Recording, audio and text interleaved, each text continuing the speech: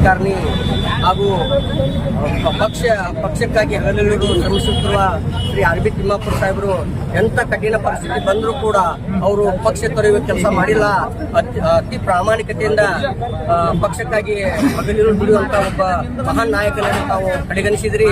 ಈ ಉತ್ತರ ಕರ್ನಾಟಕದಲ್ಲಿ ಎಸ್ಪೆಷಲಿ ಹೇಳ್ಬೇಕಂದ್ರೆ ಕರ್ನಾಟಕದಾಗ ಮಾದಿಗ ಸಮುದಾಯ ಹೆಚ್ಚಿನ ಸಂಖ್ಯೆಯಲ್ಲಿ ಇರುವುದರಿಂದ ಉತ್ತರ ಕರ್ನಾಟಕದಲ್ಲಿ ಈ ಪಕ್ಷಕ್ಕೆ ಕಾಂಗ್ರೆಸ್ ಪಕ್ಷಕ್ಕೆ ಒಳ್ಳೆಯ ಸಂಘಟಕರಾಗಿ ಪಕ್ಷವನ್ನು ಮುನ್ನಡೆಸುವ ಶ್ರಮಿಸುತ್ತಿರುವ ನಮ್ಮ ತಿಮ್ಮಾಪುರ ಸಾಹೇಬರನ್ನ ನಾವು ಕಡೆಗಣಿಸಲು ಕಾರಣ ಹೇಳಬೇಕು.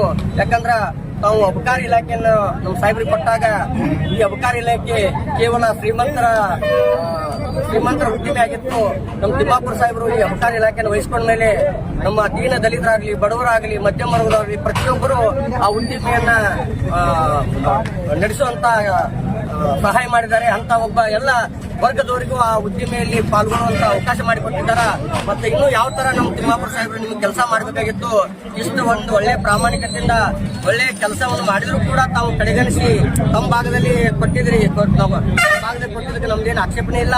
ಈ ನಮ್ಮ ಭಾಗದಲ್ಲಿ ಕೂಡ ಎಡಗೈ ಸಮುದಾಯಕ್ಕೆ ಇನ್ನೊಂದು ಮಂತ್ರಿ ಸ್ಥಾನ ಕೊಡುವ ಅವಕಾಶ ಇತ್ತು. ಆದ್ರೂ ಕೂಡ ತಾವು ಈಗಾಗಲೇ ಎಲ್ಲ ಸ್ಥಾನಗಳನ್ನು ತುಂಬಿದ್ರು ಕೂಡ ನಮ್ಮ ತಿಮ್ಮಾಪುರ ಸಾಹೇಬರಿಗೆ ಸರ್ಕಾರದಲ್ಲಿ ಒಂದು ಒಳ್ಳೆಯ ವಿಶೇಷ ಸ್ಥಾನಮಾನವನ್ನು ನೀಡಬೇಕಂತೇಳಿ ನಾನು ಕಾಂಗ್ರೆಸ್ ಪಕ್ಷದ ಹೈಕಮಾಂಡ್ ಅಲ್ಲಿ ವಿನಂತಿ ಮಾಡ್ಕೊತನು. ಮತ್ತು ತಾವು ನೀಡದೇ ಹೋದ್ರೆ 2028ರಲ್ಲಿ ತಮ್ಮ ಪಕ್ಷ ಹೀನಾಯ ಸೋಲ ಅನುಭವಿಸೋದು ಗ್ಯಾರಂಟಿ ಆಗ್ತೈತೆ. ಅದಕ್ಕಾಗಿ ದಯಮಾಡಿ ನಮ್ಮ ಆರ್ ಬಿ ತಿಮ್ಮಾಪುರ ಸಾಹೇಬರಿಗೆ ಒಂದು ಒಳ್ಳೆಯ ಸ್ಥಾನಮಾನ ಕೊಟ್ಟು ಈ ಭಾಗದಲ್ಲಿ ಒಂದು ಪಕ್ಷ ಸದೃಢ ಮಾಡಲು ಅವಕಾಶ ಮಾಡಿಕೊಡಬೇಕಾಗಿ ನಾನು ಕಾಂಗ್ರೆಸ್ ಹೈಕಮಾಂಡ್ ಅಲ್ಲಿ ವಿನಂತಿ ಮಾಡ್ತೀನಿ. ಬೇಕು